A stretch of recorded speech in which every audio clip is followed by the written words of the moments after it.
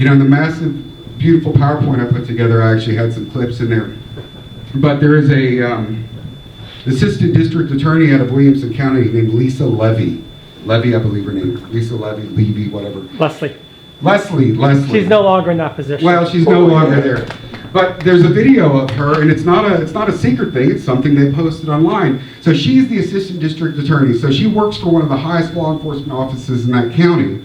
She is coaching, teaching family law attorneys how to use temporary restraining orders to get the other parent out of the picture to force them to acquiesce and agree to your terms. And she tells them specifically, do not bring these charges to my office because you'll have to prove it. You take it to the family court where it requires no proof, it'll almost always be granted, and you can basically twist their arm into agreeing to whatever you want.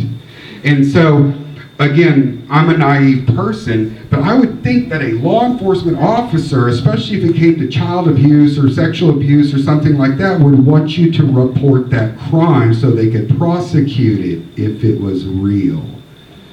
But it's simply a tactic they use. And it is widespread, and it is illegal to do it, but it is so widespread, they don't even try to hide. It is illegal to make false accusations. It's illegal to go in and lie. It's called perjury. It's illegal to do all of this stuff, but they simply don't prosecute it because the system has gotten so corrupt that that is how they work. And they don't try to hide it. I've witnessed judges tell somebody who asked them to recuse themselves. I do lots of court washing. I also serve as an expert witness in custody cases sometimes. I've watched a judge look at someone and say, I violated your civil rights. What are you going to do about it? No one's going to do anything. And I tell you what, me and the district judge, you'll never get a hearing ruled in your favor ever. We've already talked about it. So how is that? I've never even shown up and given you my evidence. How can you tell me how you're going to rule? Oh wait, that's a constitutional violation. It's called due process. But how do I get away with it? Because I have immunity, I can do anything I want. And so our CPS and DFPS also have a level of immunity.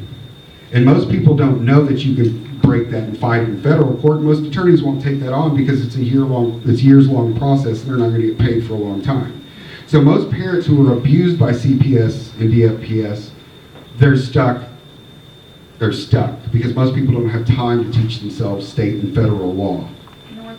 Nor the money. And none of this that I'm telling you is a secret outside of the area I work in. Everybody knows it. It's been going on for decades. And so, actually, those cards, if you'll start doing it. So, why are you telling us all this stuff? Earlier I said, God blessed me with anger. So I used to work at universities and do that whole thing and live in the silo where we didn't really care what was going on. We just did our research. Everybody thought we were fabulous. And then something pissed me off. And I said, you know what? I'm done.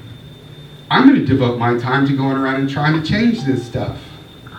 So I've been meeting with legislators over the past year and a half. I went to the Republican convention for the whole week. Anybody know it lasts the whole week? It's actually Monday through Saturday. Monday, Tuesday, and Wednesday when everything's actually decided. That Thursday through Saturday is just everybody dressing up funny. And so that's all I've been doing. But why do you do this? Because DFPS needs to be burned down. They've been having Senate hearings. And Senator Colhorst, I believe, is the chair of that committee, and they've been having Senate hearing after Senate hearing after Senate hearing over what to do about DFPS and CPS. And the answer to that is burn it down. There is no fixing it. You do not put a Band-Aid on a sucking chest wound. It is so corrupt, it is so ingrained, it is so vile and disgusting. There is no fixing it. Well, we got to do something. Absolutely, and we can do something. We can create a new organization and slowly transition over and roll it out, but we cannot save that sinking ship that is CPS and DFPS. Well, what about these judges and these attorneys and all these other stuff? So DAs are one of the most powerful groups in the state of Texas. I don't know if you know that. I spoke with A.G. Paxton in Mineola. I live way out in the boonies in Red River County. It's basically the small ghetto white trash area of Texas. No, it is. It is.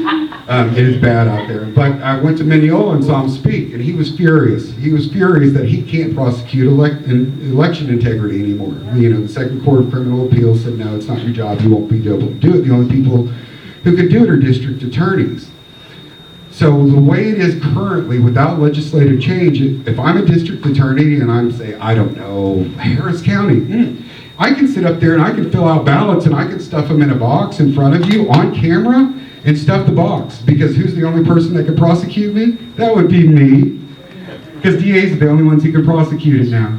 So I can literally stuff the ballot box and there's not a damn thing you can do about it because of the way the law is written. And so he was up there actually calling for the legislators to address the immunity with the district attorneys, with the judges, with everybody else. I need him. I gotta call him. So, because he can't do his job, because we have rogue judges.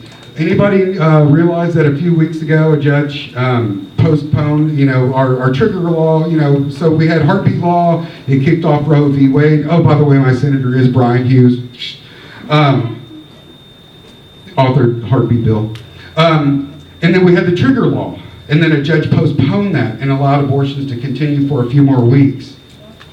So a rogue judge who doesn't want to follow our laws literally cost babies their lives because abortions continue. So what's the importance of this? Yeah, I can literally cost somebody their life. I can literally destroy your life, and the way the laws are written currently, there is not a damn thing you can do about it. You can't have me removed from the bench. Oh, well, they can vote you out of office. Well, what if nobody runs against me? Well, they can impeach you. I asked Representative Jeff Leach last time I met with him, when's the last time we impeached a judge? He said, probably not since the 60s. Why not? He said, I honestly don't know. I can tell you, but that's a whole nother thing. We have a thing called the State Commission on Judicial Conduct. They're supposed to be the popo, the police of judges. So you have a complaint, you file a complaint with the State Commission on Judicial Conduct. They operate in secret. They almost never, ever validate a complaint. And we pulled their records, thank you, Taryn. We pulled their records to see how much money they have. After they pay expenses, buildings, secretaries, paper, copy, printers, that kind of stuff, they have $71,000 left over to investigate 1,600 complaints a year. And so they are not allowed to subpoena transcripts. And if you don't send a transcript, it didn't happen. Oh, wait, and in places like Tarrant County, the associate judges actually don't have transcripts because they don't have court reporters. Oh, good Lord, you see where I'm going with this? I have 5 minutes.